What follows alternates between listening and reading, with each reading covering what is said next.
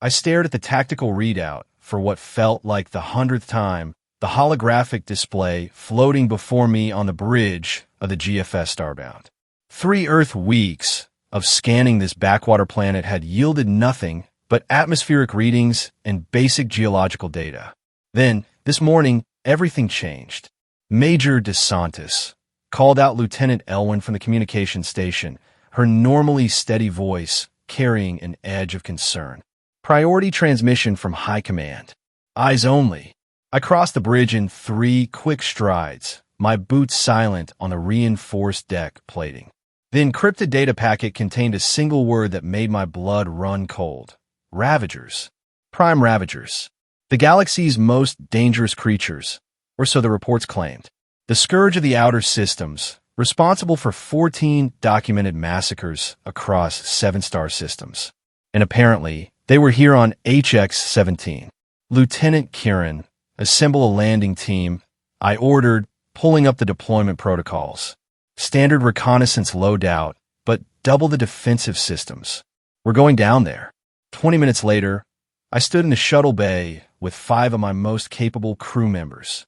Kieran, my second-in-command, checked his environmental suit one final time. Taryn, our xenobiologist, clutched his scanner array with white knuckles. Security Officer Jorah ran diagnostics on her plasma rifle with practiced efficiency. Dr. Sarah Martinez packed and repacked her medical kit, lips pressed into a thin line. And Elwyn, who insisted on coming as field communications expert, adjusted her long-range transmission gear. Remember, I addressed them, my voice carrying clearly in the pressurized bay. We're here to observe and report.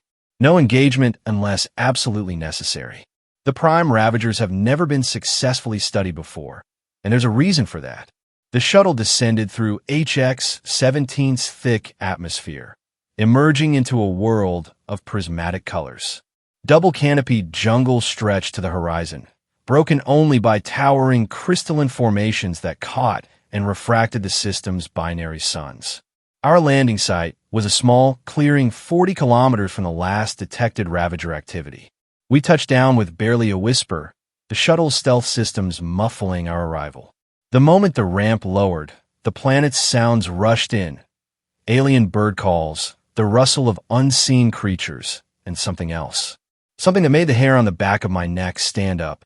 Movement at 275 degrees, Jorah reported, weapon raised. Something large. Through my visor's enhanced imaging, I spotted tracks in the soft earth.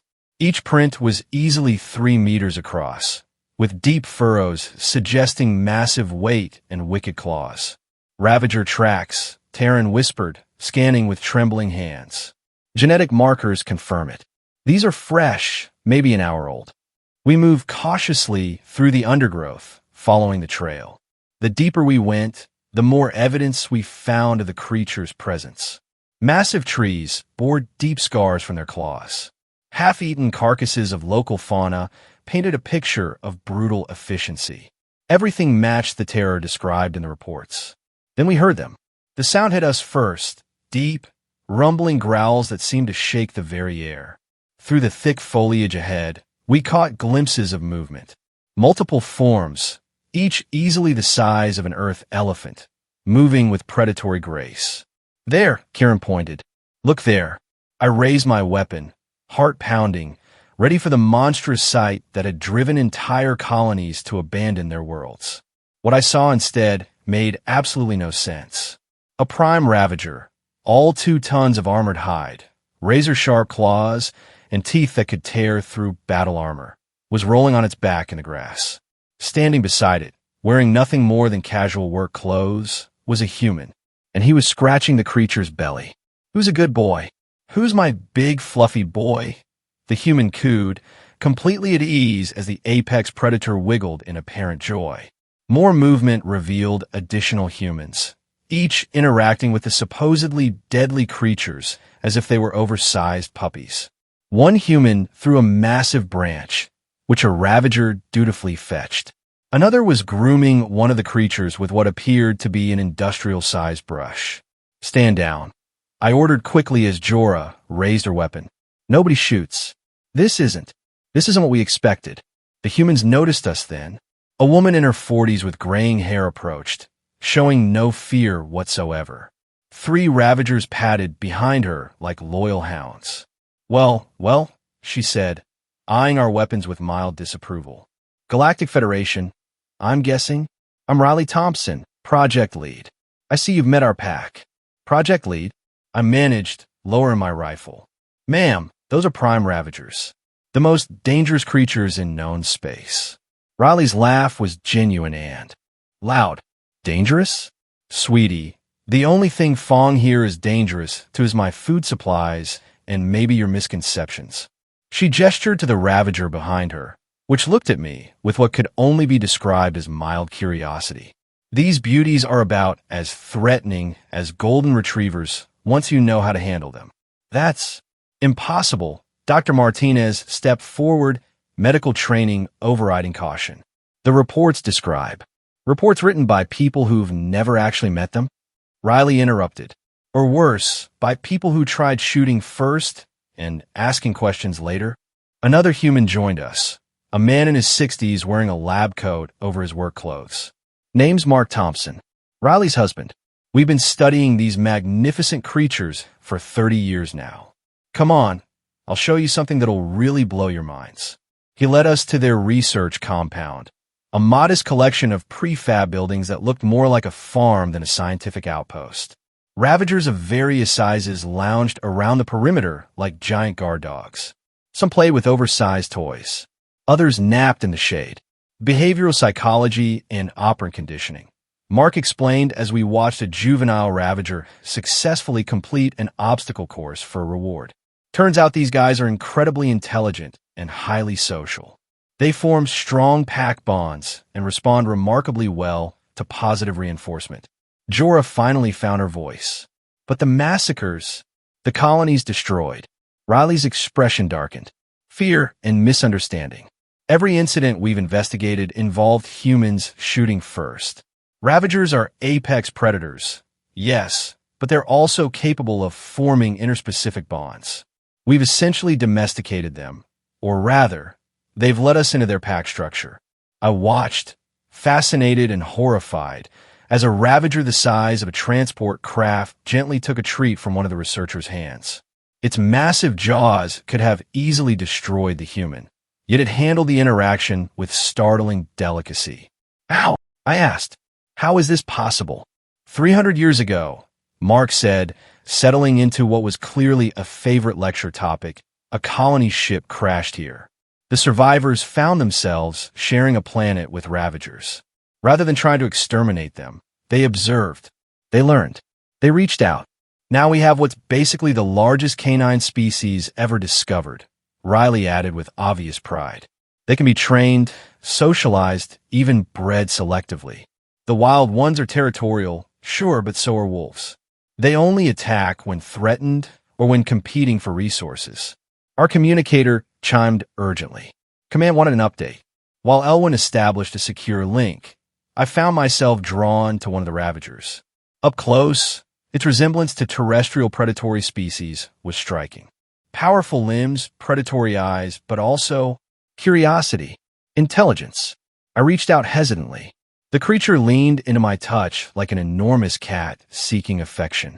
This is impossible, I murmured, even as I scratched behind its armored ears. And yet here we are, Riley replied softly. The message from command shattered our moment of wonder. They had received our preliminary reports and were mobilizing the Third Fleet. Full quarantine protocols were being implemented. All ravagers were to be considered hostile targets, and any humans found with them were to be detained for deconditioning. They can't be serious, Dr. Martinez protested. This is a breakthrough in xenozoology. But they were serious. Within hours, the evacuation order arrived. The research compound was to be abandoned immediately. All ravagers in the vicinity were to be marked for military containment or elimination. I won't do it, I stated, surprising myself with the firmness in my voice. Not when we've learned they're not monsters. Jorah stepped forward, weapon raised, but not quite pointed at me. Major, with respect, we have our orders. The tension in the air was palpable. My team looked to me for guidance. while the human researchers watched with growing alarm. The Ravagers, sensing the change in mood, began gathering closer. "Think about what you're saying, Major," Jorah continued. "You disobey direct orders for what? A bunch of humans playing with pets that could eat us all if they decided to?" I understood her fear. The propaganda about prime Ravagers had been drilled into us since basic training. But standing there, watching a creature that could demolish buildings playing gently with a child, I couldn't ignore what my eyes were telling me. "I'm saying we need to challenge those orders," I replied carefully. "We need more time to understand what's happening here." "They're not going to give us time, are they?" Kieran asked, always the pragmatist. "Command has already decided. They'll come in force." Riley touched my arm. "We knew this might happen. That's why we documented everything." She produced a data chip. "Everything's here. Genetic sequences, behavioral studies, training methodologies. We knew someday someone would come looking. We can't just hand over years of research," Mark protested. "We're not handing it over," I said, formulating a plan. "We're making it part of the official record. Taryn, integrate this data with our findings. Include the behavioral observations and Dr. Martinez's medical scans. We're going to give Command the full picture." That night, as two of HX-17's 3 moons rose over the compound, we prepared our case. The Ravagers, as if sensing something was wrong, stayed close. Several had adopted members of my team as their temporary pack. Jorah, who had been the most skeptical, found herself the particular favorite of a female Ravager the humans called Duchess. Despite her best efforts to maintain professional distance, Jorah eventually relented to the creature's persistent demands for attention. "They purr," she reported with something like embarrassment. "These giant predators actually purr when you scratch them right." Even as we worked, we could see the distant lights of more Federation ships entering orbit. The deadline was approaching. Our transmission to Command was comprehensive. We included everything: the research data, personal testimonies, even video of myself safely interacting with the supposedly deadly creatures.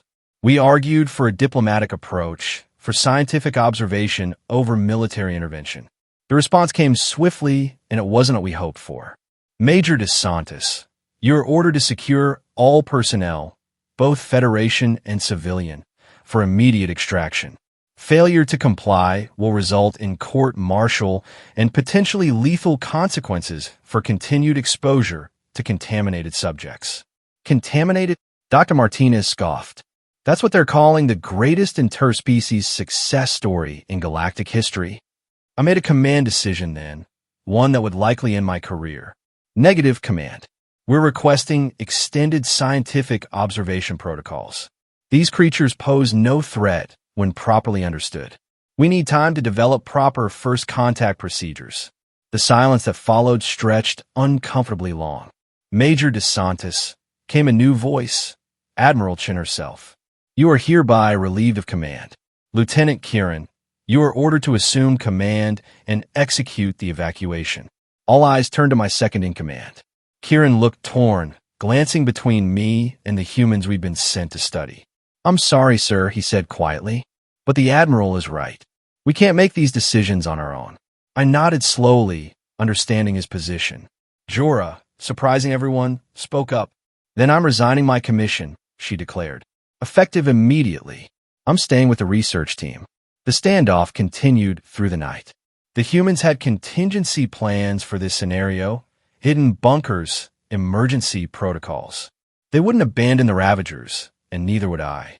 As dawn broke over HX-17, the situation escalated.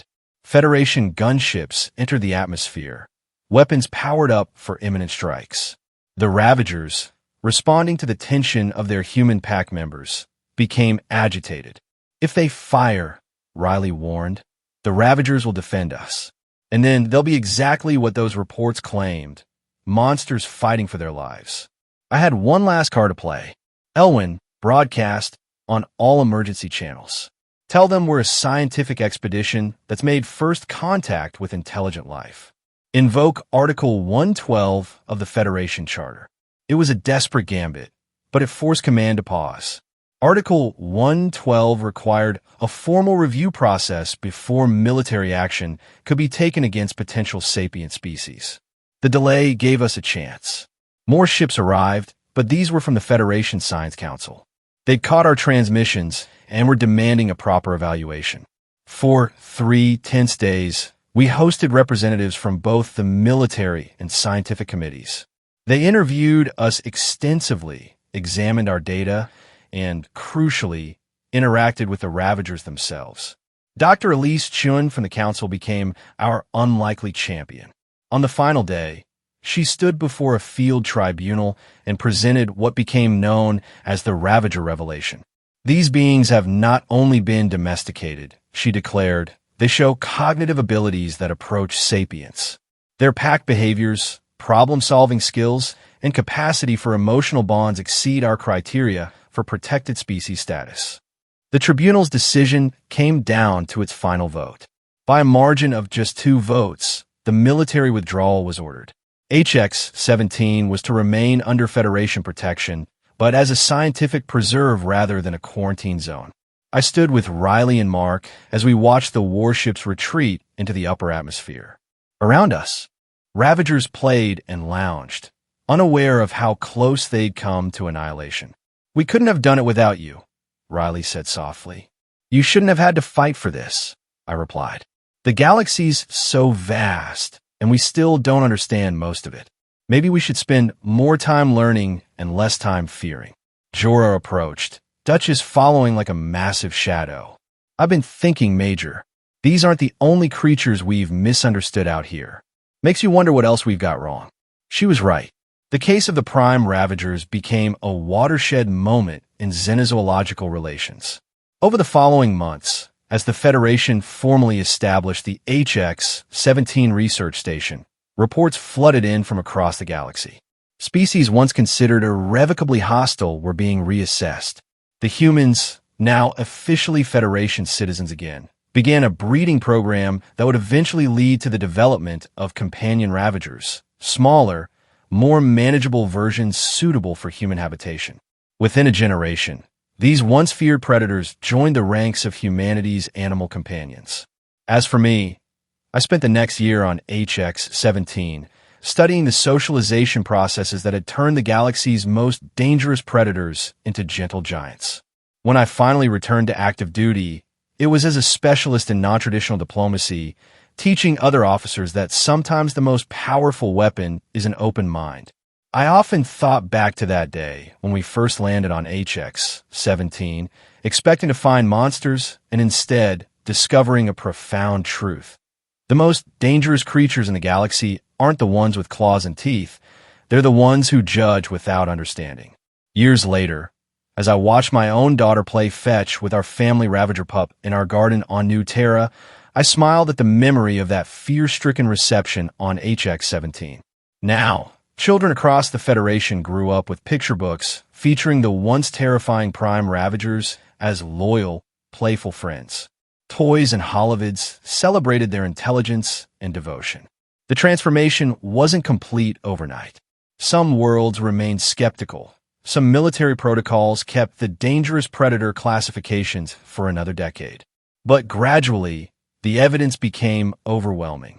The Ravagers, when treated with respect and understanding rather than fear and violence, proved to be among the most adaptable species humanity had ever encountered. Dr. Chen's research expanded dramatically.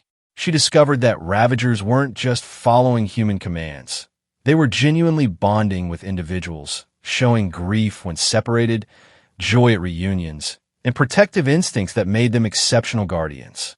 Her book, The Domestication Paradox, became required reading at the Galactic Academy. The economic impact was unexpected as well. The Ravager ranching industry on HX-17 grew exponentially, with carefully bred companion animals commanding premium prices. Tourism flourished as people came to see the once fearsome predators lounging in the sun, playing with researchers, and demonstrating their remarkable intelligence. But the real legacy wasn't economic or scientific. It was philosophical. The Federation instituted the primary assessment doctrine, requiring extensive study before declaring any species hostile. First contact teams now included not just military personnel, but anthropologists, psychologists, and most importantly, individuals trained in nonviolent interaction techniques. The story of HX-17 became a cautionary tale taught to every new recruit, a reminder that prejudice can be literally alien to truth. How many species had we condemned before taking the time to understand them? How many opportunities for friendship and knowledge had we destroyed because we acted on fear rather than curiosity? Standing in my garden now, watching my daughter giggle as our Ravager companion, whom she named Fluffball despite its very non-fluffy appearance, gently nudged a ball back to her, I felt a profound sense of gratitude for that day on HX-17, for the courage of researchers who chose understanding over fear, for the flexibility of a system that could, eventually, admit its errors and change course. The galaxy remained vast and full of mysteries. But now, instead of meeting them with weapons raised, we increasingly met them with open hands.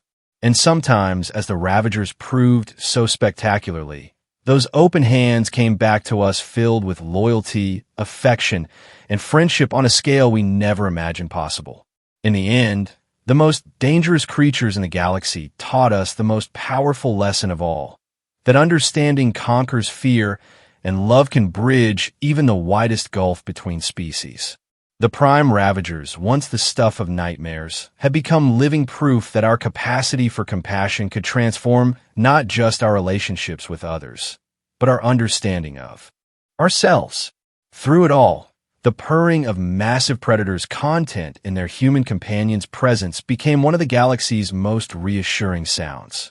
And the children of 1,000 worlds fell asleep to bedtime stories where the monsters turned into friends, knowing that sometimes the scariest things are simply misunderstood beings waiting for someone brave enough to see them clearly.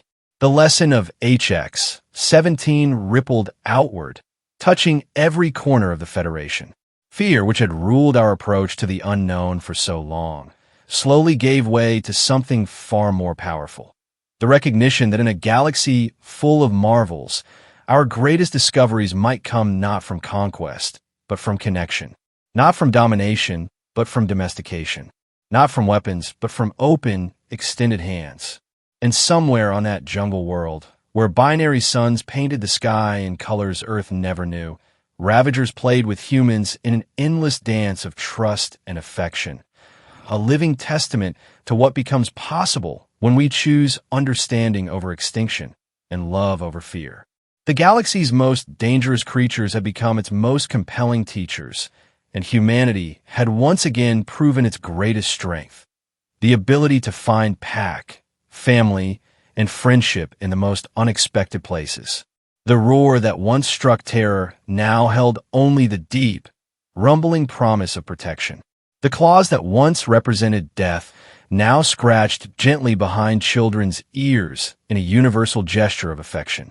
And in the end, that's what the Ravagers taught us most profoundly, that the real monsters are the assumptions we make about others before we take the time to truly see them. That understanding requires courage, but its rewards exceed anything we can imagine. And that sometimes the most fearsome predators make the very best friends, if only we're brave enough to try. As I watched the twin suns set over HX-17 for what would be my last time as an active researcher, Ravager Pup curled up on my feet like an enormous cat. In its gentle breathing, I heard the future of galactic relations, not written in treaties or enforced by weapons, but built one friendship at a time, one open hand meeting one massive paw in trust. The galaxy would never be quite so frightening again. We had learned to see past our fears to the beings within, and in doing so, we had discovered not just allies, but family among the stars. The Prime Ravagers had proven that the universe's greatest dangers often held its greatest gifts, waiting patiently for someone willing to look beyond the teeth and claws to find the heart beneath. And so, the legend of HX-17 grew, becoming a cornerstone of Federation history. Children on Earth and 1,000 other worlds grew up knowing that even the most fearsome beasts could become beloved companions. Scientists reference the Thompsons' work as the beginning of a new era in xenozoology. Military academies taught the failed invasion of HX-17 as a textbook case of why force should never be the first resort. But for those of us who lived through those first tumultuous days, the real miracle was simpler. We had met the galaxy's most dangerous creatures, feared them, nearly destroyed them, and instead found ourselves adopted into the largest, most protective pack in the universe. And in their purring contentment, we found peace not just with them, but with ourselves. The Ravagers had changed everything, and the galaxy would never be the same again.